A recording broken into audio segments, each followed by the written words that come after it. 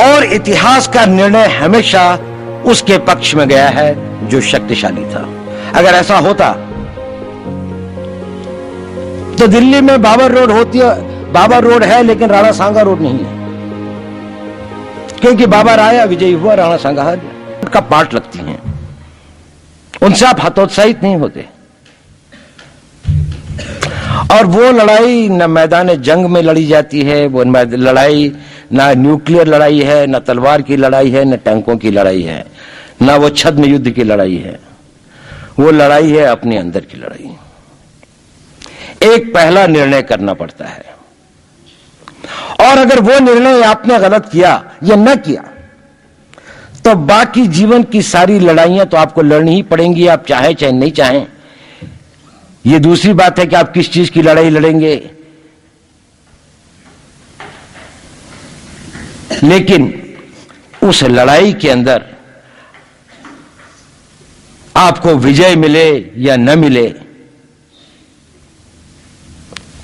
आपको हमेशा एक कमी का अनुभव होता रहेगा अगर आप पहली लड़ाई हार गए। तो वो पहली लड़ाई क्या है? पहली लड़ाई यह है कि आप जिस परिवार, जिस समाज, जिस राष्ट्र, जिस सिविलाइजेशन के भाग हैं, के सदस्य हैं, आपने इसको कुछ देकर जाना है या इससे कुछ लेकर जाना है। दोनों की सीमाएं बड़ी लंबी हैं। लेकर भी जाना है तो लूट के लिए बहुत है, और देकर भी जाना है तो जीवन भी कम है। यदि आपने ये पहला निर्णय कर लिया और मन बना लिया कि देकर जाना है, तो आप ये लड़ाई कभी नहीं हार सकते। आप अपने जीवन तक लड़ेंगे, उसके बाद आगे कोई लड़ेगा। ये लड़ाई तब तक चलती रहेगी जब तक हम वहां नहीं पहुंच जाते जो हमारा गंतव्य स्थान है, जब तक हम अपनी विचारधारा को, अपनी बात को, अपनी जो विश्व को एक रास्ता दिखाने का जो हमारा एक संकल्प है, जब तक हम वहां नहीं पहुंच जाते तब तक ये लड़ाई चलती रहेगी। ये जीडीपी 8% हो जाए या 18% हो जाए, उससे बंद नहीं होती है। भारत की फौज 12 लाख की है या 22 लाख की हो जाए, उससे खत्म नहीं होती है। ये लड़ाई उससे बड़ी लड़ाई है, ये लड़ाई उससे आगे की लड़ाई है। तो ये पहला सिद्धांत है राष्ट्र की अंतर और बाह्य शत्रुओं से लड़ने से पहले अपना मन बनाने की।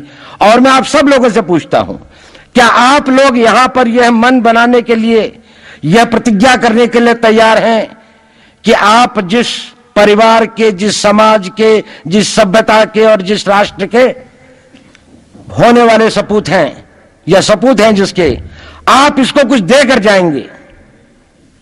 आप इसकी हवा लेते हैं, पानी लेते हैं, शिक्षा लेते हैं, कपड़े लेते हैं, वस्त्र लेते हैं, सब कुछ लेते हैं, लेकिन इस सब से ज्यादा बहुत कुछ आप इस राष्ट्र को देकर जाएंगे।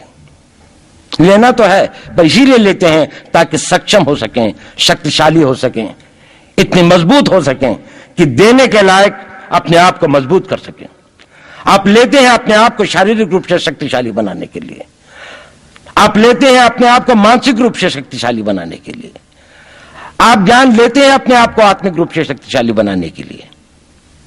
लेकिन ये सब आप इसलिए लेते हैं कि किसी न किसी दिन, किसी न किसी रूप में मैं इस देश को वो देकर जाऊंगा कि जिससे इस देश का, इस राष्ट्र का, इस सभ्यता का, इस धर्म का एक नया आयाम स्थापित हो, एक नया बेंचमार्क स्थापित हो कि जहां तक आप इसको ले गए, आगे से ले जाने वाले रिले रेस के अंदर में आपने इतनी लीड दी अपनी टीम को कि आगे जाने वाली टीम इसको आगे बहुत ले जा सकती है। मैं आपको शक्ति का दूसरा सिद्धांत बताता हूं। मुझे नहीं मालूम कि यह सिद्धांत मुझे बताना चाहिए या नहीं, मुझे यह भी नहीं मालूम कि यह सही है या नहीं, लेकिन क्योंकि मैं इसको मानता हूं और मुझे मालूम है कि इसके बारे में कई लोग जिनके हायर मॉरल वैल्यूज हैं शायद न भी समझते हो या न भी वो रखते हो, लेकिन एक मेरा विचार है, चाहे तो इस पर विचार करें, सब नहीं तो कुछ न कुछ लोगों को शायद इस विचार से कुछ सोचने की और कुछ करने की प्रेरणा मिलेगी। इतिहास दुनिया की सबसे बड़ी अदालत है, इससे बड़ी अदालत कोई नहीं है। सुप्रीम कोर्ट में क्या हुआ, हाई कोर्ट में क्या हुआ, लड़ाई के मैदान में क्या हुआ, इलेक्शंस में क्या हुआ, ये सब बातें आती हैं चली जाती हैं, बाद में रह जाता है केवल इतिहास। और इतिहास का निर्णय हमेशा उसके पक्ष में गया है जो शक्तिशाली था। इसने कभी उसका साथ नहीं दिया जो न्याय के साथ था, जो सही था। अगर ऐसा होता तो दिल्ली में बाबर रोड होती है, बाबर रोड है लेकिन राणा सांगा रोड नहीं है, क्योंकि बाबर आया, विजयी हुआ, राणा सांगा हार गया। भारत की हिंदूशाही किंगडम अफगानिस्तान से होती सिकुड़ती सिकुड़ती सिकुड़ती यहां तक नहीं आ जाती।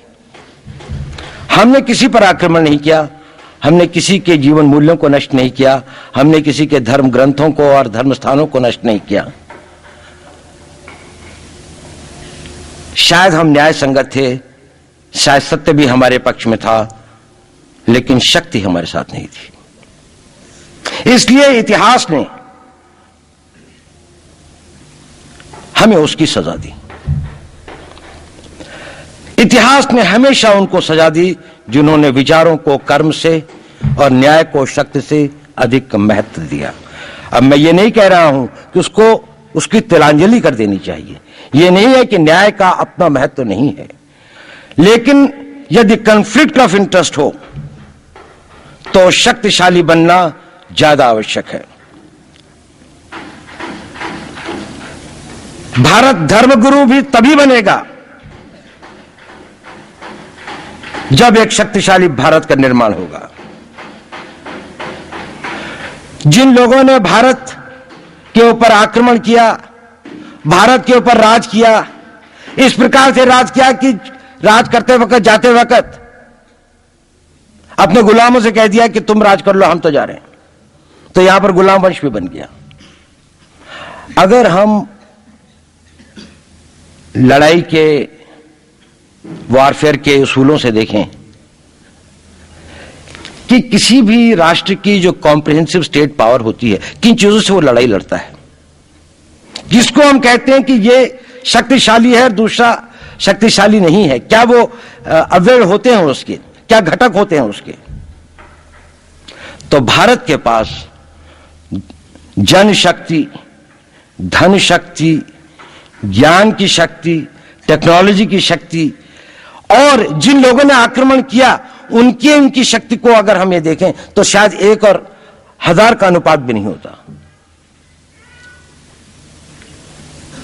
लेकिन उसके बाद भी हम वो नहीं कर पाए। और ये प्रश्न भी किसी ने पूछा, उस पर मैं आऊंगा बाद में। निवेदिता जी ने उसका बहुत अधिक उत्तर दिया, बहुत अच्छा उत्तर दिया था कि क्या कारण है, किसके कारण भी हम लोग इस लड़ाई में इतिहास ने हमारा साथ या हमारे पक्ष में न्याय नहीं दिया।